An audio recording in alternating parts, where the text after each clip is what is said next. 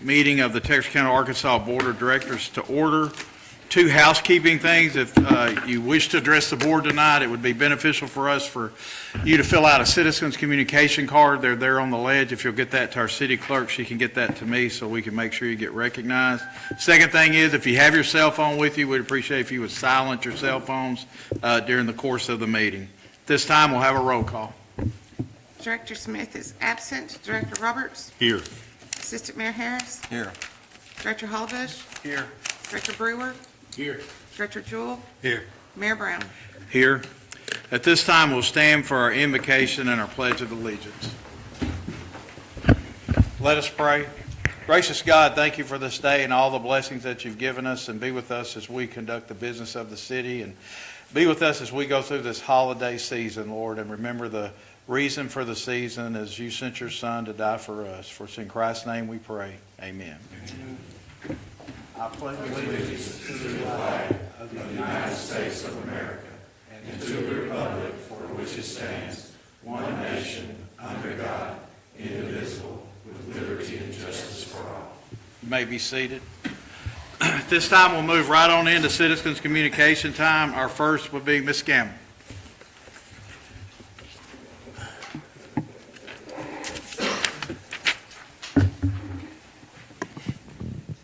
Good evening. I'm just here to see where are we with the problem with the freight truck on Ferguson Street. Okay. Tyler, do we have any updates? Roger, anybody? I don't. I'll have to get with them and find out. I do. Zach. Go ahead, Captain. We have an update right there.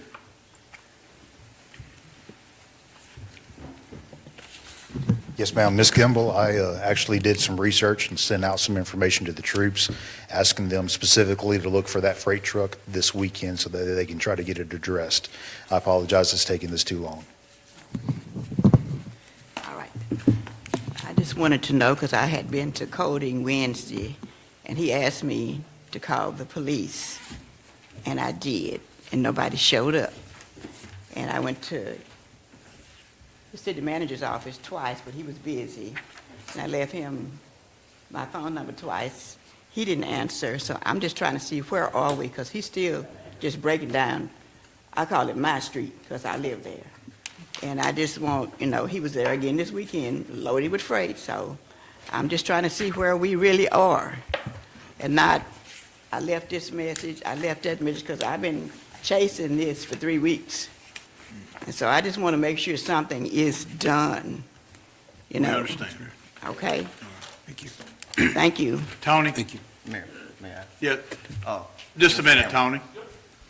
Ms. Gamble? Yeah. Director Harris? I'm just letting y'all know she right because, got a text and I went by there and the truck was there and it was there all this week. So I'm just letting y'all know she ain't coming here making some, I saw it there myself personally, drove by there, so. Tony?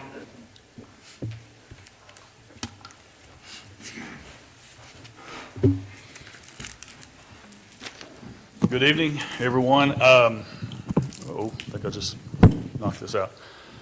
I'm here speaking on behalf of a lot of concerned citizens on College Hill about some recent dog attacks, which have been kind of hit home with me with my mom. Earlier in November, as my mom's taking out the trash, she's 80 years old, walks with a walker, and as many of the residents in that block, they're all retirees, widows, just older people of the community.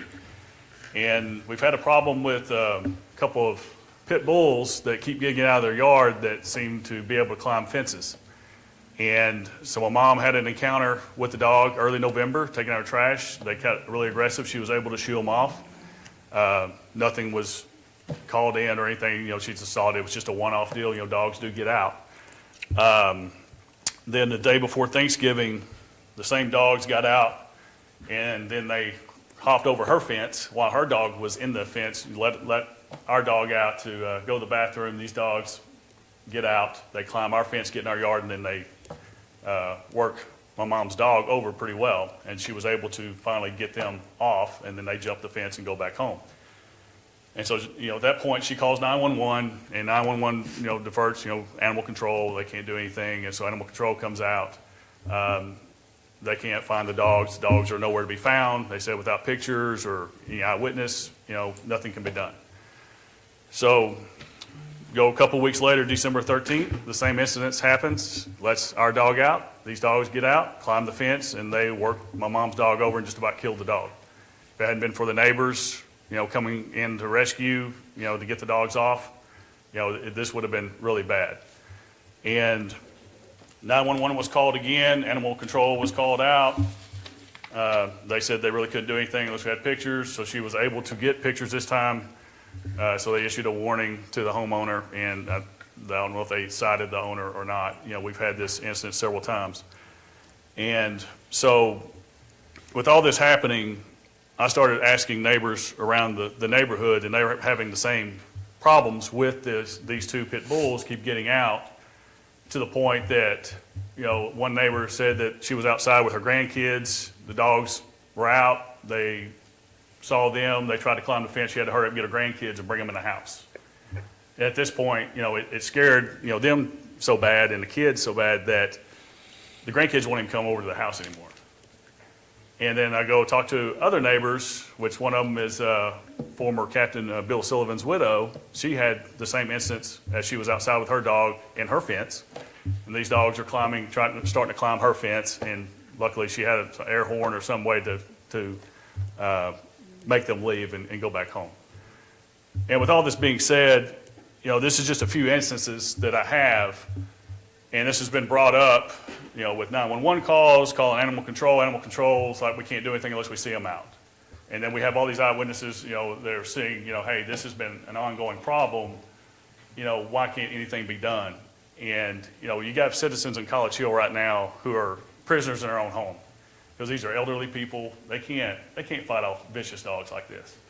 And they're prisoners in their own homes. They're scared to go out to the car. They're scared to go out to the trash, take trash out. They're even scared to go outside and walk their own dog because they're fearful that they're going to get attacked. And, with all this being said, I don't know really where else to turn. We've called 911. We've been deferred to animal control. Animal control has been kind of lax. We don't visually see this happening, or we don't see the animals out. We can't do anything about it. And we do have citizens that are coming up and saying, yes, this has happened. These are the dogs. This is where they're at. And so I think finally, something has been done as far as warnings and citations. But it's getting to a point. Our concern is this house is right across the street from College Hill Elementary School. These dogs are constantly getting out. This is a problem that the homeowner can't keep under control. When is it going to be a kid? When is it going to be a human at this point?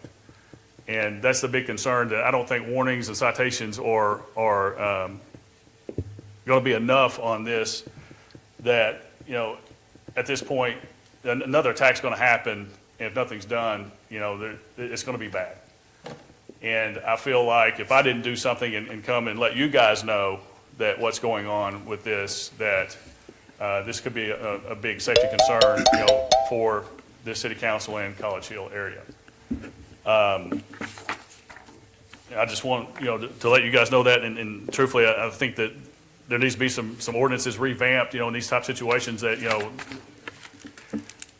animal control comes out and says, well, we got to have pictures, we got to have cameras. Well, it's hard to get pictures when something happens at, blink of an eye, but we have eyewitnesses and stuff. Is that not good enough to do something about this? And if these dogs are aggressive enough, why are they not being taken in and being, euthanized or taken care of at that point? So I just want to let you guys know, you've got a lot of concerned citizens on College Hill area that are afraid to go outside, and they're concerned about the kids at the school, because this has been an ongoing problem for the past month, 4 to 6 weeks that that's been brought up. And, this has, obviously happened to my mom, and, it's obviously led me to do this, but it's more than just my mom. It's the whole community. It's a community I grew up in, and it's not right for people to, be fearful to walk outside and be prisoners in their own home.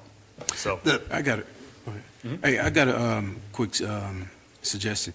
Hey, Tyler, being that we do have witnesses that's able to make like witness statements, is there a way we could collaborate those witness statements so that we can put some type protocol in process to, like, for example, they know that the dogs are there. If we can get some type of witness statements processed at the police department and animal control, is that something we could work to eventually try to, put a nail in this or what? Yeah, I'll talk to animal control and find out why it is that they're requiring pictures or witnesses or whatever. I'm sure it has to do with what the judge is requiring. I'm not sure exactly, but yeah, we'll get with them and find out why that is, and certainly see what else that we can make happen here. Okay, great, because we were just talking about risk assessment and public safety, and this right here goes right along with that. Yeah. The injuries inflicted on your mother's dog by the neighbor's dog, have y'all threatened a lawsuit for damages in small claims court or whatever? I haven't filed an affidavit yet, but yeah, that probably will ensue once we get everything situated. But, I mean, that has been discussed, but, right now, my main concern is, it's not necessarily the vet bill and all that. That's not my main concern. My main concern is, obviously, my mom, the surrounding people not getting hurt by these dogs. But I understand, but that may put a little financial damage to the people, may make the neighbors take a little more notice, more cautious in I mean, it could be, maintaining but, control of their dogs, but the time frame of that all goes in, we can't wait weeks, Well, months or but- anything, because but- this has all happened in the past 3 or 4 weeks. But bureaucracy. Yeah, I got you. Works kind of slow, too. Yeah, I got you. Any other comments? I got it. Okay, go ahead. I understand what you're saying. I had the same problem with some pit bulls over there on Fox Street. And I ended up getting his cell phone number, and I had to text him pictures at the dog man cell phone. So I'm gonna ask the question: did anyone of them gave you his cell phone number or the? Yeah, he has pictures. My mom was able to take pictures on the last one. But that's not He the does have issue. pictures. But Huh? that's not the issue. It's Uh-huh. not, from what you're saying, that's not really the issue then? It's for them to do a citation for the. No, my issue is how many times something like this has to happen that, dogs have to jump in people's yards, they have to fight off dogs, other, raging dogs off their own pet, off their grandkids, or, whatever. I mean, how many instances do we have to have before? What has to happen? Exactly. And right now, we're at a point, are we gonna be proactive, or are we gonna wait till after the fact? Well, that probably gonna end up with I don't know what the law is stating that, but I understand what you're going through. Yeah. I had the same issue, but, and they eventually took the dog from the family, from what I'm understanding, so. Yeah. But that's not really solving your issue. You want something that can be put in place, and There needs to be something put in place, because, I mean, once, I get it, dogs are gonna get out, and something's gonna happen, but, this is the third or fourth time that this has happened, and we're just getting around to warnings and citations. When is it, enough's enough? Right. They've already proved that, how aggressive and how bad this can be, and, and like I said, there's a lot of kids, there's a school right there, where we all live. I wouldn't mind having a problem doing that, but Mm-hmm. I normally have the problem getting something on the agenda with the process they got now. Mm-hmm. Yeah. That, if we was to put forward that issue with the city manager and he disagreed with it, I got to give another board member Yeah. for him to be on the city manager. I wouldn't mind putting it forward in there. Now, you got two person down there saying. What are you putting forward, for us to have jurisdiction over the dogs? No. Confiscate the dogs, or? Make the code thing and that little bit more that based on the complaint, that if the person signed the complaint, then going through all the other motion and Rick Monroe they had to go through. Anything else? All right. Do you have his contact information there, the card? Okay. Yeah. I'll get with you.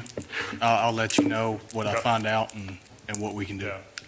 Yeah, I mean, it's a bad situation, but, my concern is the citizens and the kids, and I grew up on College Hill, and I went to school at College Hill Elementary, and I hate to see something like that happen, especially me knowing about it.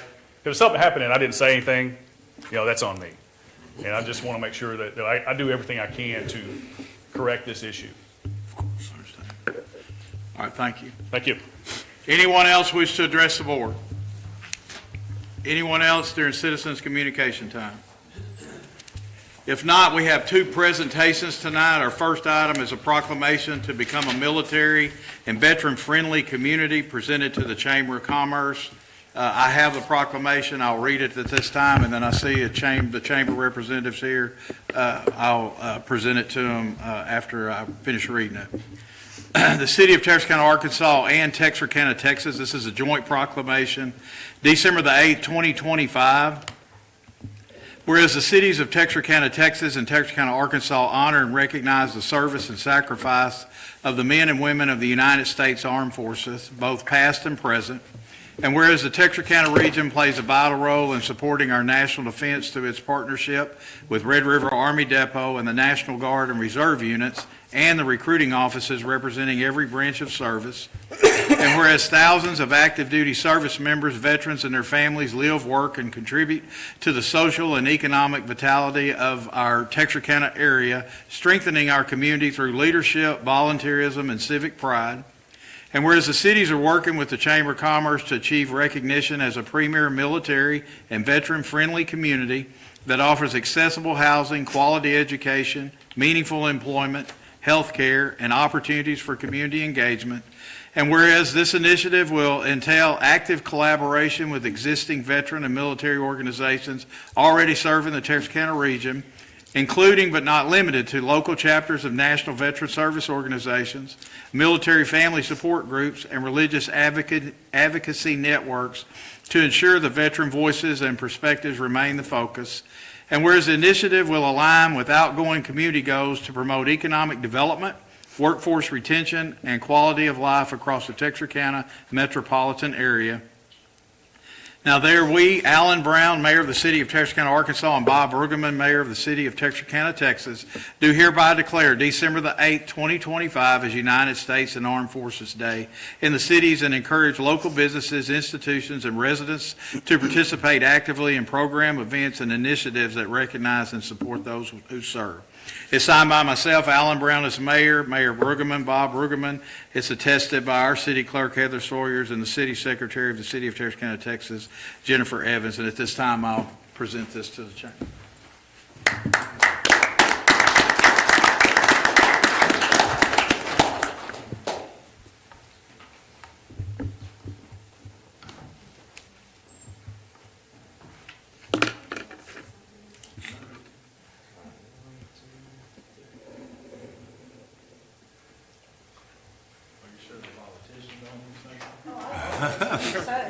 Well, I really appreciate Representative Dalby being here with us this evening. It's quite an honor to have her with us, and I did want to take a moment to introduce Hannah Jarrett.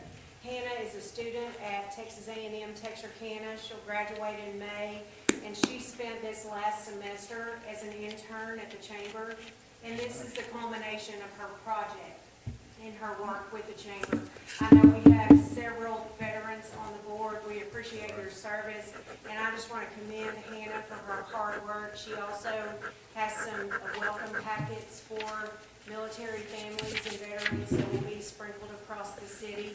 And she finished up at the 1st of December, but she keeps coming back to make sure this project is full of information. So thank you.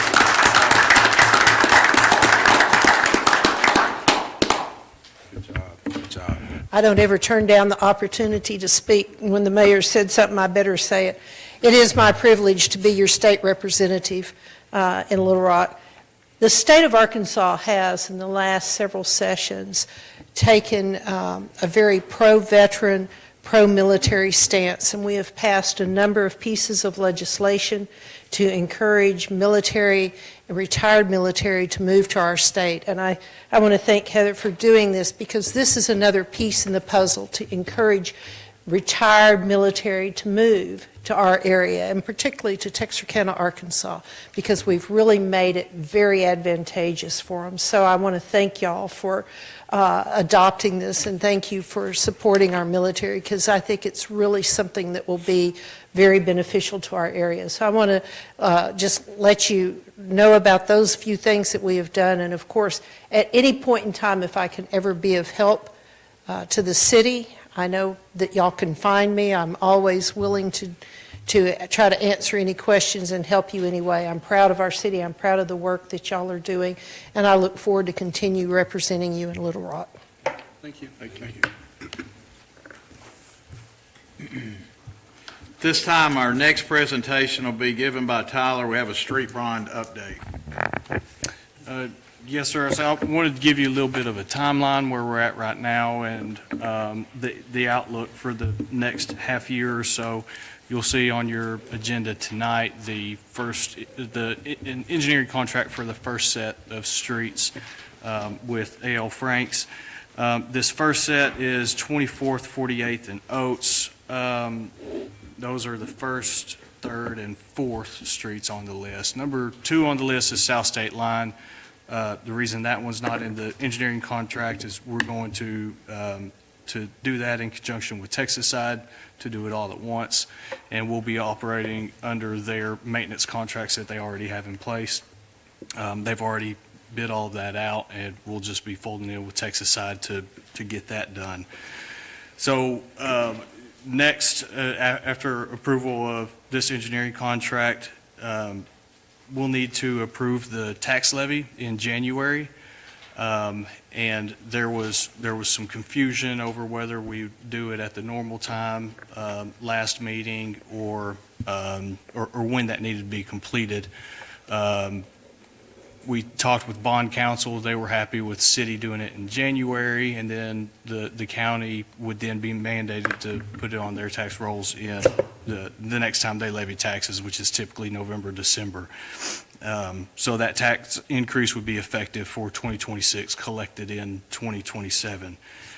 And then you'll soon start see another set of engineering contracts to get a couple of sets of projects going at once, probably in January. The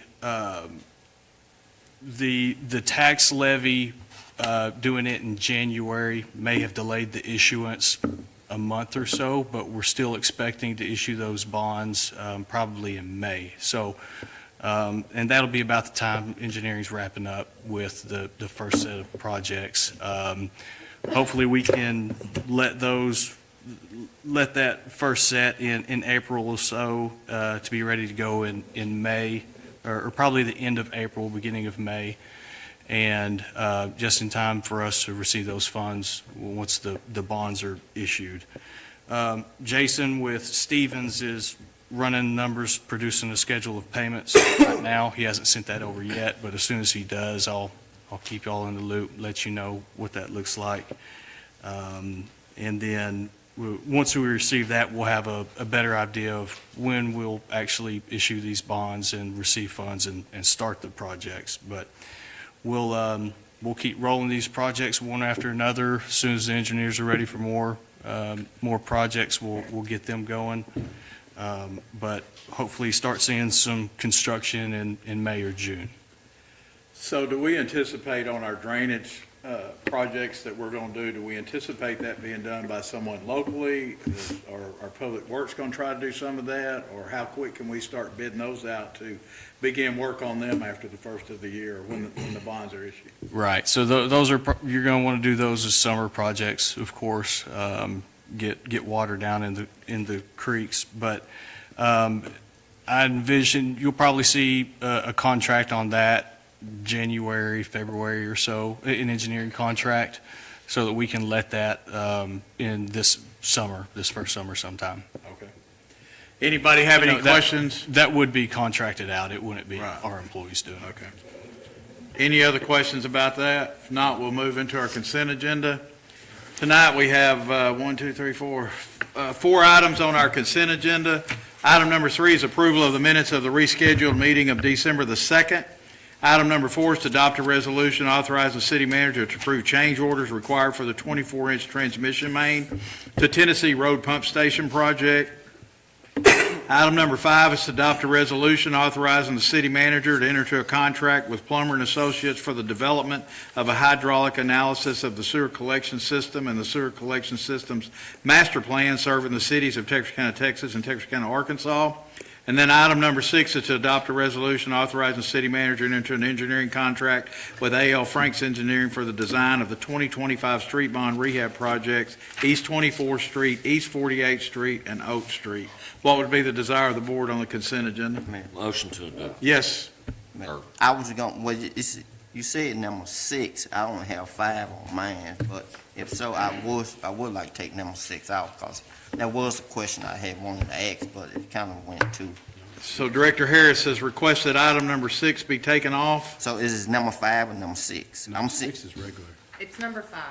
Oh, okay. Oh, I'm sorry. 6 is regular. No, I'm I seeing. I had number mine already printed off before they changed that, 5. so, Okay. item number 5. So 2 is approval of the minutes of the regular meeting on December the 2nd. Item number 3 is to adopt a resolution authorizing the city manager to approve the change orders required for the 24-inch transmission main. Item number 4 is to adopt a resolution authorizing the city manager to enter into contract with the Plummer and Associates for the master plan. Item number 5 has been requested to be removed by Director Harris. What would be the desire on items 2, 3, and 4? Motion to adopt. Second. A motion and a second. All those in favor say aye. Aye. And likewise, and the motion carries. So items 2, 3, and 4 are approved. Director Harris. I just really had some question about that. Is Alan Frank the only engineering firm around in Texarkana?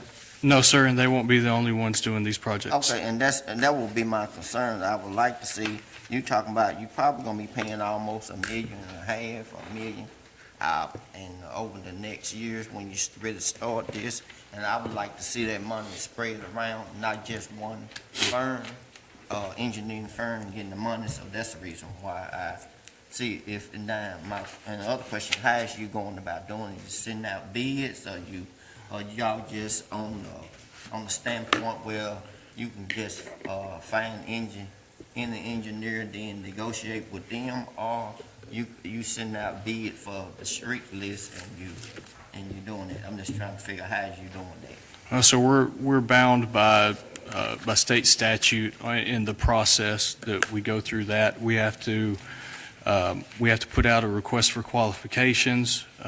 We do that every year. We'll be doing that again here very soon.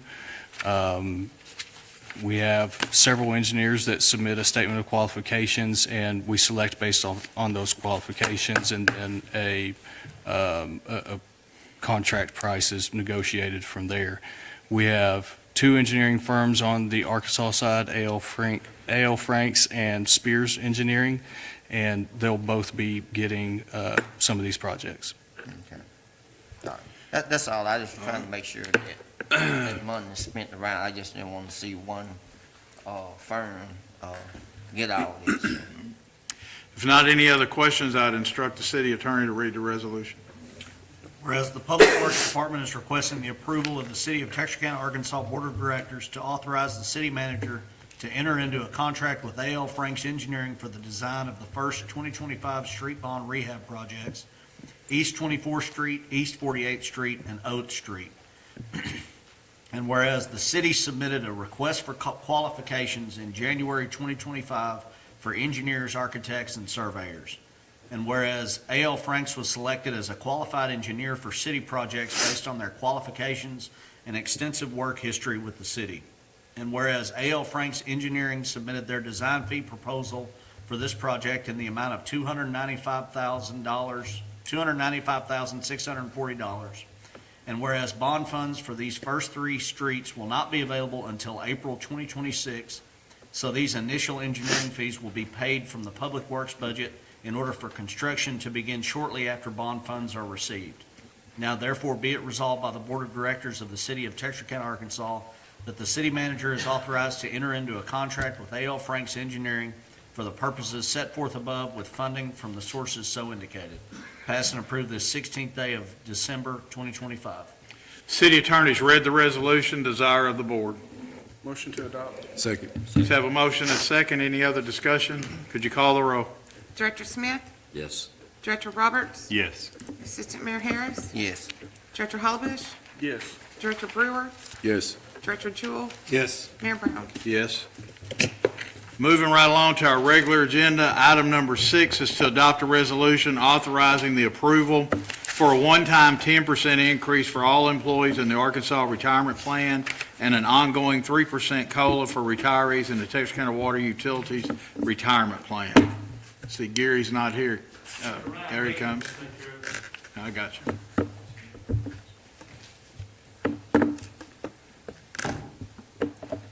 How y'all doing? Doing well. First time doing this, so I guess I'll just read the summary. Excuse me. We have several employees from the past that have entered into this Arkansas retirement plan. Sorry, I didn't know how to be this nervous. Essentially, there are 29 people in the plan. The plan ended probably 30 years ago, before, and there hasn't been a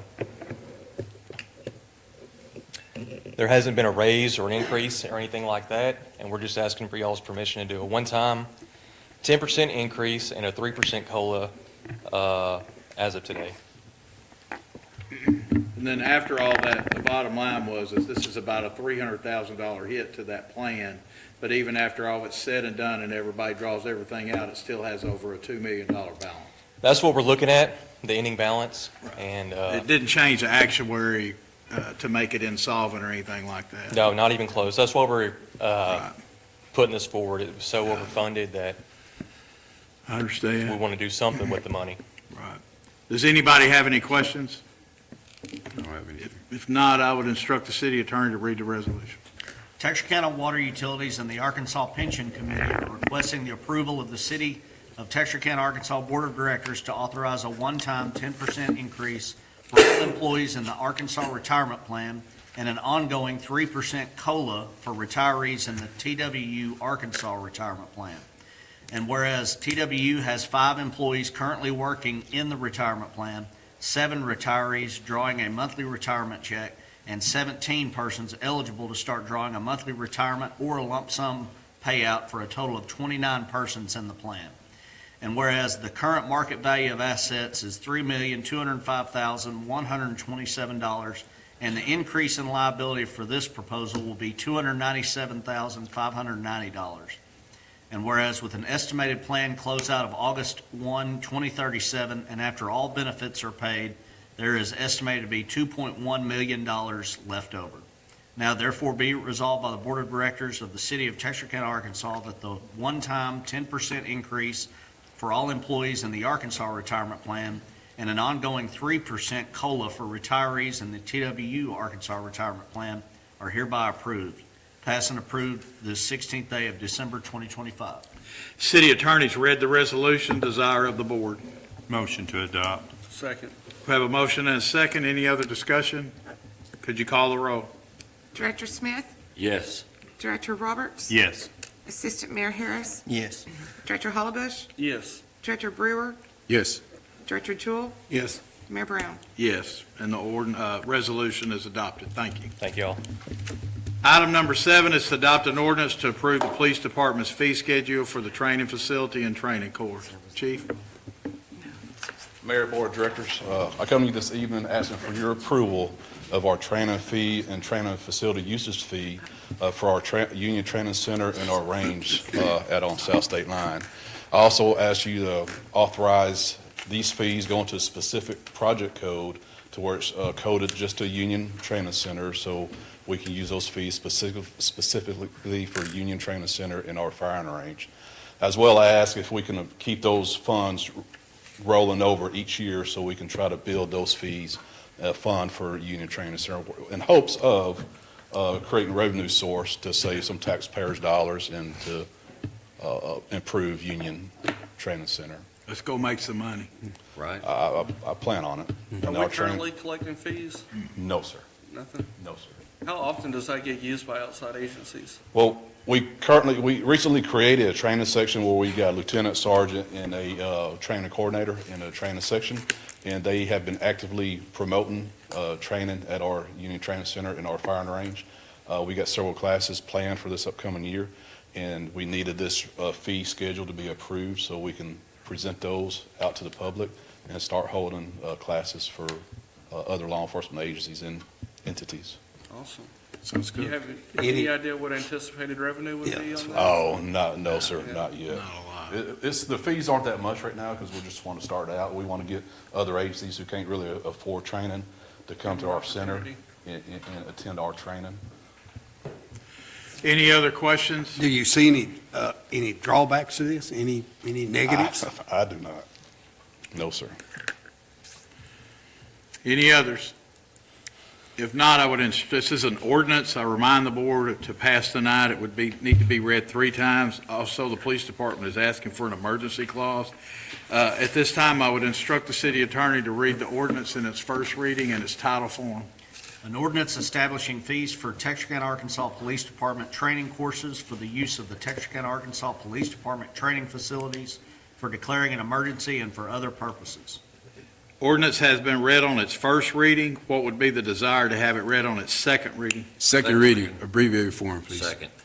So I have a motion and a second for second reading. Any other discussions? Could you call the roll? Director Smith? Yes. Director Roberts? Yes. Assistant Mayor Harris? Yes. Director Hollibush? Yes. Director Brewer? Yes. Director Jewell? Yes. Mayor Brown? Yes. An ordinance establishing fees for Texarkana, Arkansas Police Department training courses for the use of the Texarkana, Arkansas Police Department training facilities, for declaring an emergency and for other purposes. Ordinance has been read on its second reading. Desire to have it read on its third and final. Third and final. Second. Abbreviated. Let's have a motion for a third and final reading in abbreviated form. Any other discussion? Could you call the roll? Director Smith? Yes. Director Roberts? Yes. Assistant Mayor Harris? Yes. Director Hollibush? Yes. Director Brewer? Yes. Director Jewell? Yes. Mayor Brown? Yes. An ordinance establishing fees for Texarkana, Arkansas Police Department training courses for the use of the Texarkana, Arkansas Police Department training facilities, for declaring an emergency and for other purposes. Ordinance has been read on its third and final reading. Motion to adopt. Motion to adopt. Second. We have a motion and a second to adopt. Prior to the board voting to adopt this particular ordinance, is there anyone here wishing to speak for or against? Seeing and hearing none, would you call the roll? Director Smith? Yes. Director Roberts? Yes. Assistant Mayor Harris? Yes. Director Hollibush? Yes. Director Brewer? Yes. Director Jewell? Yes. Mayor Brown? Yes. And the ordinance is adopted. What would be the desire of the board to attach an emergency clause? Motion to attach emergency Second. clause. Let's have a motion and a second to attach emergency clause. Any other discussion? Could you call the roll? Director, excuse me, Director Smith? Yes. Director Roberts? Yes. Assistant Mayor Harris? Yes. Director Hollibush? Yes. Director Brewer? Yes. Director Jewell? Yes. Mayor Brown? Yes, an emergency clause is attached. Thank you, Thank you all Chief. very much. Our last item on our agenda tonight is item number 8, to adopt a resolution approving the fiscal year 2026 budget. Sheena Washington. All righty. So, we did have a workshop last week on the 10th to go through the budget, so I'm gonna go hit a couple of highlights tonight and take any questions that we may not have answered on last week.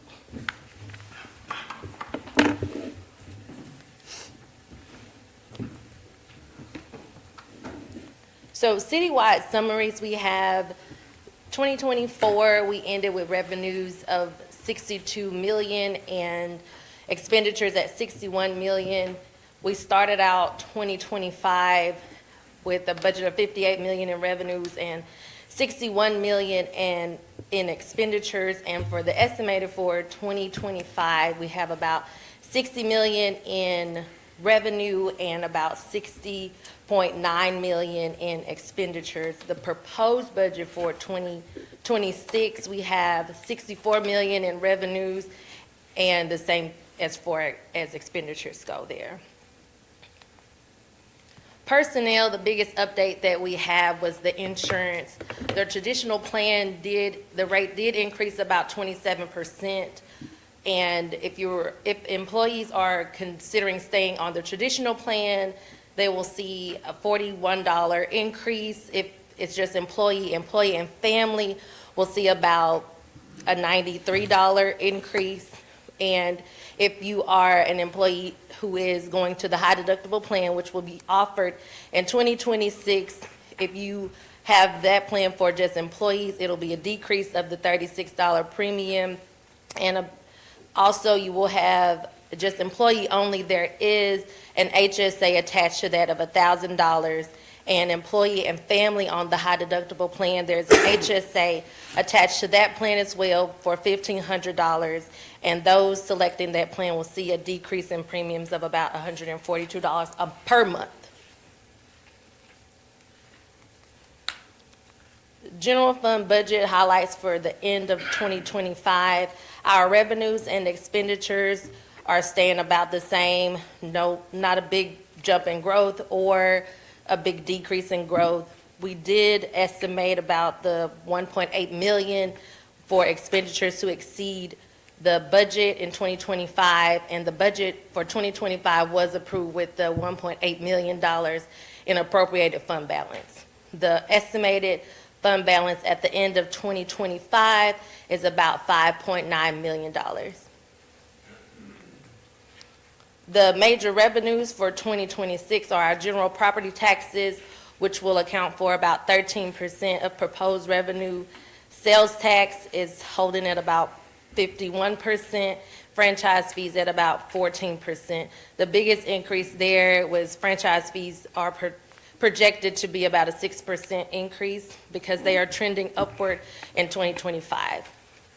Sales tax is decreasing at about a 2% rate for this year, and it's projected to decrease in 2026. 2026 fund balance is estimated at 4.1 million at the end of 2026, which is 60 days of fund balance, which is what the fiscal policy is for. It changed, I believe, at the end of 2024, down to 60 days from the 65 days that it had been. In 2024, the fiscal year end, the fund balance was 7.5 million. In 2025, it's estimated at 5.9, and in 2026, it's estimated at 4.1, which is exactly the 60 days of expenditures. In the Public Works budget, we have a few capital items that are there. The $100,000 for drainage improvements, the $500,000 for the Nix Creek, the $573,000 for County Avenue sidewalks, and $237,000 for the Nix Creek drainage. All of those bigger projects are grant awards. So there is grant revenue in the Public Works budget and the expenses there. So it's not, as far as revenue goes, general revenue, we're not spending anything on those projects. Right. And any questions on the budget that we didn't answer last week that you would like to ask tonight? Or Tyler, you want to hit some things that maybe? Yeah, real quick, I don't remember which board member asked last week during the workshop, but you asked exactly how much those insurance increases were costing the city. Yeah, that was So, me. Yeah, go okay, ahead. so that original proposal with the city covering 60% of the increase, which it wasn't exactly 60%, it was 64%. That cost was about $275,000. The cost of what's in the budget here is about $420,000. For the city to cover every bit of the insurance increase was about $550,000. Okay. So I just That's wanted great. to throw those numbers out there to you. Since you required them. Besides that, there are 5 police positions frozen in this budget. That's not eliminating those positions, it's just not funding those in this budget. Now, if revenue is looking good through the year, sales tax is coming in over what expected, and we could possibly fund those if they're filling all those vacancies and really need those opened up. We could look into it later in the year. Also, another thing I forgot to mention during the workshop last week was Chief Chataway and the sheriff are currently in negotiations. They've settled on an inmate housing cost for Miller County Jail. But it looks like that's going to increase from $50 to $55 Okay, per bed. But that's all I have. Okay. Type of question. On the sidewalk project for county, you have a projected time frame when that may start? I don't know, sir, I'm sorry. I'd hate to say something now. I mean, obviously, we want to get it done as quickly as possible, but I'm not sure. We I'll just check back haven't in. talked to the engineers yet. We just got notice of that award not very long ago, so we haven't done much of any work on it yet. But as soon as we do look into it more and kind of see a timeline, I'll certainly let you know. Director Harris? Oh, yes, I was gonna ask, are you on, eventually putting for sidewalks down, 9th, Street, from the underpass, I think it's Union Pacific, underpass up to, Rondo Road? The reason why I'm saying that is in the MPO 30-year master plan, and also on Division Street. Division Street does not have sidewalks all the way, and you can go all the way down to East Street from, I think it would be Oak Street, Genoa Road, if I'm not mistaken. And the reason why I'm trying to bring that up now, because if you look forward and now plan, because you'll be able to get money for that if it's in the MPO 30-year plan. And then you also got some drainage issue down on 9th Street where it's flood all the time. That is also had to come from the State Department, and that's too is in the MPO master plan. And how it got in there, yours truly made sure that was in there by being on the MPO board. But ain't no use to putting something in the MPO plan if you're not trying to comfort and trying to rectify the issues that is in the plan. But you got to have, also go through the technical committee, but the city got to go after the money to try to fix those issues. And not more, I don't know how did they end up on county, even though county is not considered a state highway road, but those roads are just given to you.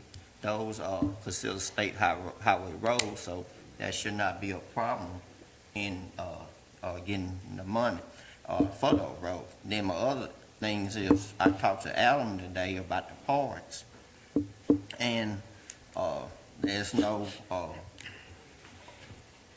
parks project plan. He said, far as he know, you don't have any in this budget, and I've been requesting lights over there for Bremer Park going on 2 or 3 years, and I noticed that when you was public works director, and even though you city manager, most of the project, when I requested item to be done, is mostly 2 or 3 years out.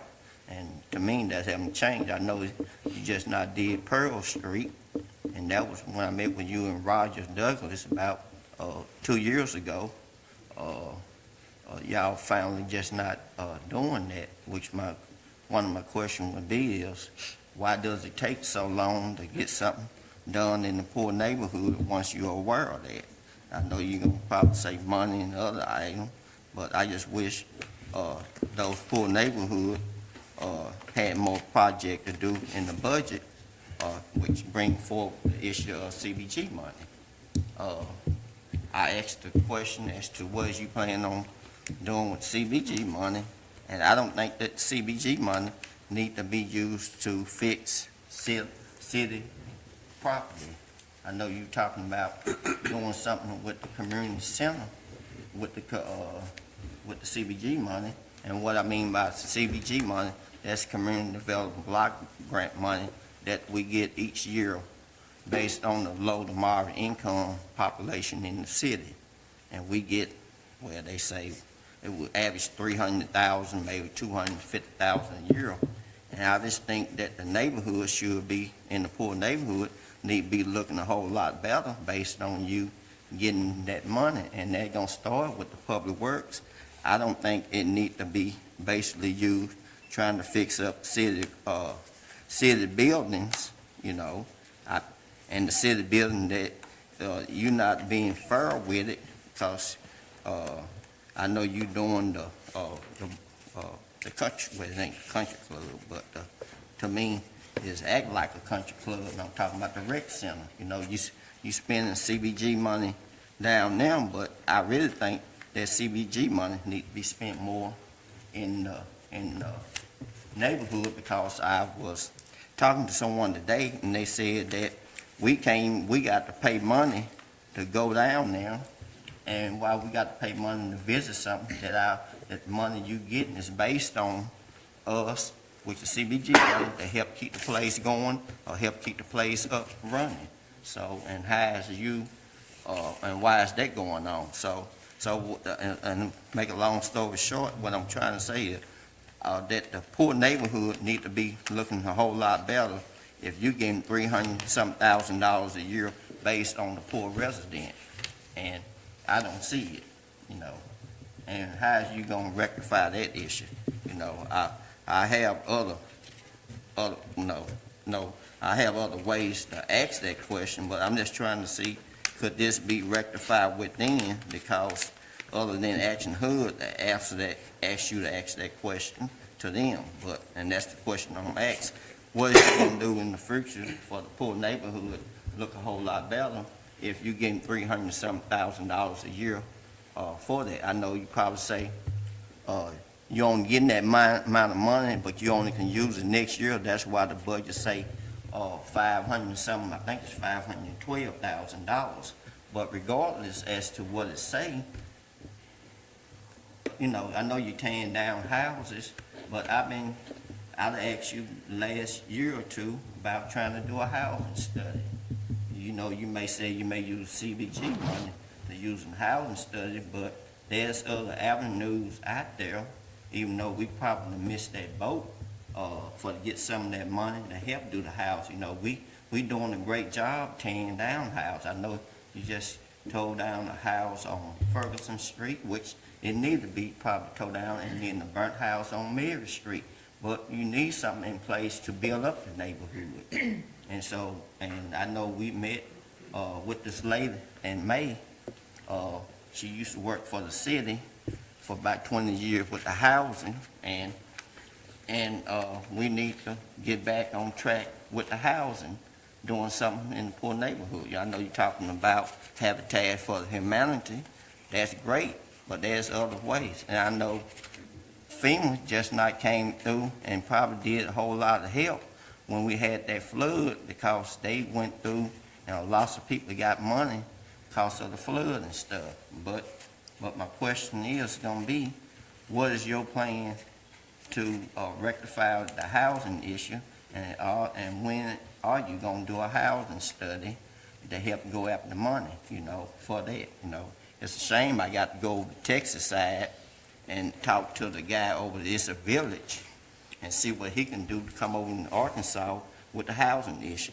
I shouldn't have to go over there to Issa Village on the Texas side and talk to the director over there and see if he come over here in Arkansas and help with the housing issue. Go ahead, you can respond to that. I'm going to do the best I can to keep track of all those questions. The sidewalks on 82, so that state right-of-way, you're saying you want to put it in the city's budget to No, build go sidewalks after on the state money. right-of-way? Go after money. It's in the city, it's in the plan. And from my understanding, unless you ain't got something in the plan, you're not gonna get no money. But it's in the 50-year MPO plan. And I made sure it got in the plan by me being on the MPO board. But ain't no use to having something in the plan if you ain't trying to come through and help fix something that's in the plan to give you the opportunity to fix. Okay, I'm not aware of any money out there available for the state to come in and build sidewalks in It's state not gonna be the right-of-way. state. you gonna get money from within the state. You gonna ask money like the money you got from, I don't know where you got the money from county, but we talking about state. Through the highway. state. State highway, huh? Through the state, Okay, through RDOT. okay. The County Avenue sidewalks have been applied for since I started with the city in 2018. So for almost 8 years now, well, 7 years, we've been trying to get those County Avenue sidewalks done. It's taken 7 years just to get those sidewalks done. And yes, those were priority over the 82 sidewalks because we have so many people walking down County, going from the apartments to Walmart. I've seen multiple wheelchairs within County Avenue going down there. So that one was priority. That's what we applied for. We can certainly start looking towards other areas now. So we've got 82, I've got 82 written down here, so we'll take a look at applying for money for that.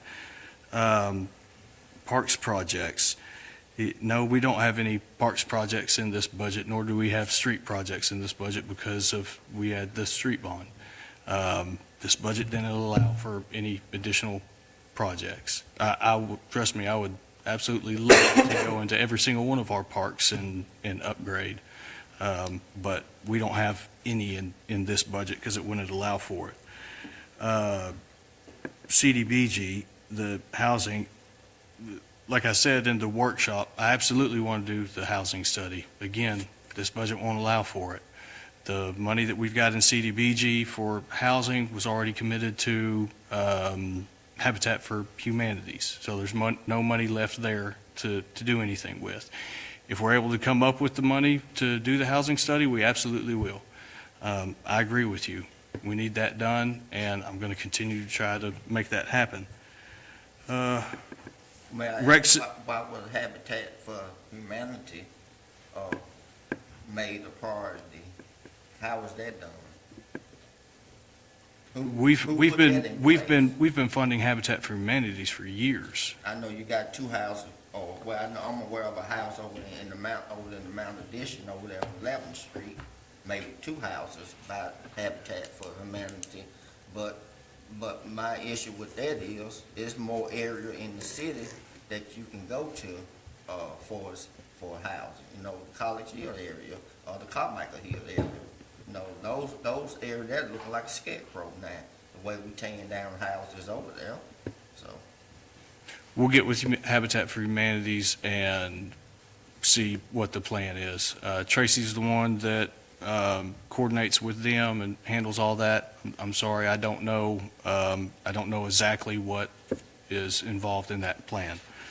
The rec center charges, we have to show those charges, or we have to charge that, because if you remember, the rec center was funded through a Section 108 loan through HUD, backed by our CDBG dollars, and in that application, we had to show sustainability. We had to show those charges in order to show that we can sustain operation of this facility. So that was originally in the application for the Section 108 loan, and we can't just go back on that. And we already talked about the housing study. Did I miss anything? Plus the allocation of the loan that was made on the rec center, in that allocation and that program for that 2.5% loan, you had to allocate your CDBG funds to repay that loan. Correct. That's why it became a free project that the citizens pay nothing for. Correct. If you didn't commit those CDBG funds to pay that loan back, you could not have gotten the money. That's right. And that loan payment is like 70,000. Oh, Tracy's not Right here. at 67,000. Yeah, 70,000 a year, somewhere around there. Any other discussion? Adam or Tinder's not here, are they? No, sir, I don't. Well, I think so. know that a gentleman had stepped up to anyone, nobody's turned away from the rec center. I mean, if you No. show up and you don't have the money to join, there's a gentleman in town that pays their membership. I mean, hundreds. Tinder can give you the exact amount. He likes to remain anonymous, but he takes care of anyone that wants to join that cannot afford to join, he takes care of it. Nobody is turned away from the rec center at any time. Thank you, Director. Any other discussion on the budget? I would just like to commend Sheena and her team and Tyler and them for working on the budget. I always take the opportunity to say that overall, in my 7 years as mayor, soon to start my 8th year, this is the slimmest budget that I've ever seen. And that I hope most of the board members understand that these are the slimmest of margins. And the way to point that out is we had a $1.8 million surplus coming from 25 into 26. Without that, we would be sitting here arguing over where to try to cut something else. And going forward, as I said at the budget workshop, in 2026, if we do not see a significant increase in our revenues, which me personally, I don't think we'll see a significant increase in our revenue, and I hope that I'm wrong, but when you go look at the last 5 or 6 years track record, the revenue is only increasing 1, 2, at a maximum 1 year of 3%. And we've continued to spend all that money, which in my opinion is not real prudent to continue to spend all that. And the way that you can figure that out is in 2024, we have $7.5 million in our fund balance. And if we get our anticipated revenue, which means everything has been budgeted, once that budget is approved tonight, and all that is spent, and I understand one of our biggest cost savings will be in authorized positions that aren't filled, and that will leave some carryover money more than likely if you don't fill them. But if those departments fill those positions, there will be no carryover for 27. None. And if your revenue does not meet our expenses in 2026, as indicated by the budget, you will be in a deficit by the end of the year. You'll be below the 60 days in the fund balance. So I just have an opportunity, I just want to take an opportunity just to kind of point that out, that is how slim this is. And thank goodness for the bond issue to be able to go do some significant changes in our public works department through our roads and drainage projects that we otherwise would not be doing, that would take that many more years to catch up. So I do want to point that out. I want everybody to understand that as we go forward into 2026, that when these expenses come up and different things happen, we're operating that finance department up there, we're going to be pinching pennies every month. And we're going to be watching our numbers a lot closer than what we normally do, because we're down to operating in what physically we can. And it's going to be some tough decisions that are going to have to be made, in my opinion, without a significant increase in revenue, because you're going to see a healthcare increase in 2026. Hopefully it's not 30% or 27% or whatever. You're going to see some streets and roads that need some attention that aren't on the street study. So you've got these things that are happening. And you've got employees that need raises. So you've got a number of things in 2026. There is no margin for error. There's nothing going to be in there to carry over. And so we need to be thinking about that through 27. But I commend what Sheena and them do up there and taking care of the city's money and making it go as far as we can. And if anything, in the meetings that I conducted and the interviews and things that I've done on that street bond, I was trying to be transparent with the citizens to let them know, we're not misspending this money. This money is going as far as we can make it go, as much as we've got. So, but I appreciate them. Any other discussions on the budget? If not, I would instruct the city attorney to read the resolution. Whereas the fiscal year 2026 budget has been submitted to the Board of Directors for review and approval.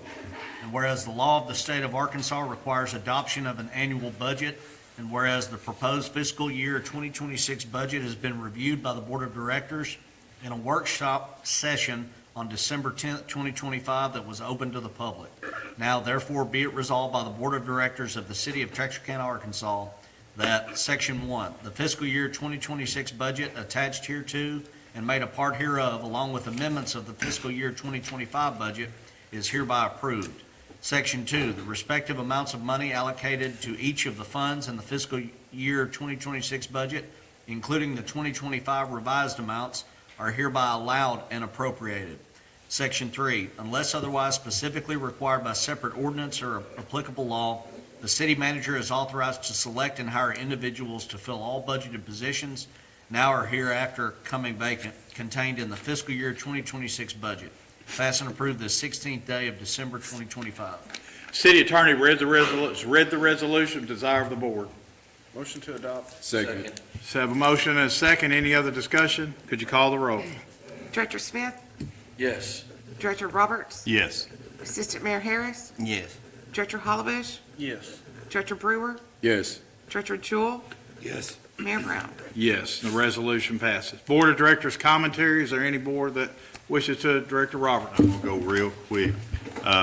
But I'd like to take this opportunity to go through the list of, Breakfast with Santa was fantastic. We had over 500 in attendance, and we had a lot of community partners that helped us with that. And I'm just going to run through the list right quick. It was Texarkana, Arkansas Parks and Rec, Texarkana, Arkansas A&P Commission, University of Arkansas Hope Texarkana, Arkansas Game and Fish Commission, Arkansas University Center on Disabilities, Genesis Prime Care, Raising Cane's, the Providers House Church, Building the Gaps of Arkansas, Beverly Community Center, Texarkana College Black Students Association, Starbucks Coffee on Richmond Road, Sterling House, AERP, Trinity Church Women of Esther Sunday School class, Texarkana Housing Authority and Neighborhood Development, Home Depot, Pleasant Grove Drama Department, Texarkana, Arkansas Police Department, Texarkana, Arkansas Fire Department, Jacqueline Lights Prevail,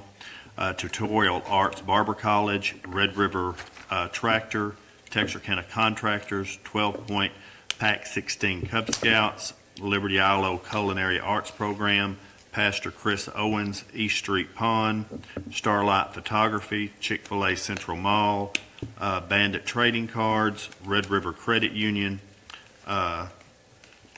Phi Beta Sigma Fraternity, Phi Omega Fraternity, Imperfect Beauty, Operation Kids, Chef Carla Neal, and the Texarkana International Rotary Club. And there were many, many individual city employees that stepped forward.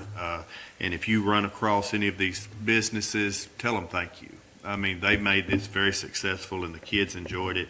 And if you haven't been, look for it in 2026. It's a great opportunity. Thank you. Anyone else? I'd just like to apologize to the board, mayor, the room for my tardiness.